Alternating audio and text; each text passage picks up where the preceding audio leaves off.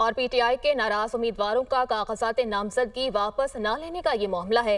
KP हुकूमत और opposition का वाज़ेह करदा फॉर्मूले पर ही इलेक्शन लड़ने का फैसला सामने आ गया।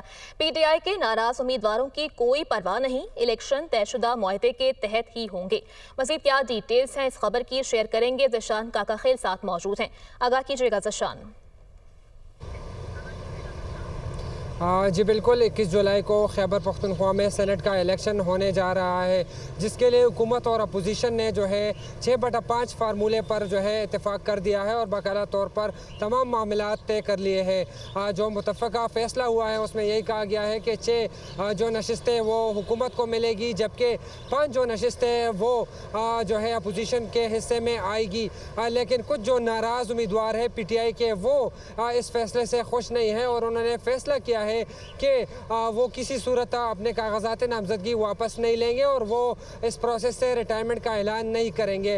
जो नाराज़ उम्मीदवारान हैं उसमें इरफान सलीम, खुर्रम ज़ीशान, इस तरह दीगर जो उम्मीदवारान हैं वो शामिल हैं और उन्होंने यही फैसला किया है कि वो किसी सूरत जो है वो रिटायरमेंट नहीं लेंगे और वो सेनेट के इलेक्शन में हिस्सा लेंगे। PTI के जो आला क़ियादत है उन्होंने फैसला किया है कि जो हॉर्स ट्रेडिंग है और दीगर मसाइल है उससे बचने के लिए जो है वो 6/5 फार्मूले के साथ जो है वो इलेक्शन लड़े, ताकि अपोजिशन और हुकूमत के दरमियान जो पहले से तय मामलात है उसी पर अमल दरामद किया जाए। लेकिन अमल किया जा सके। बहुत शुक्रिया ज़शान, आपने अपडेट किया।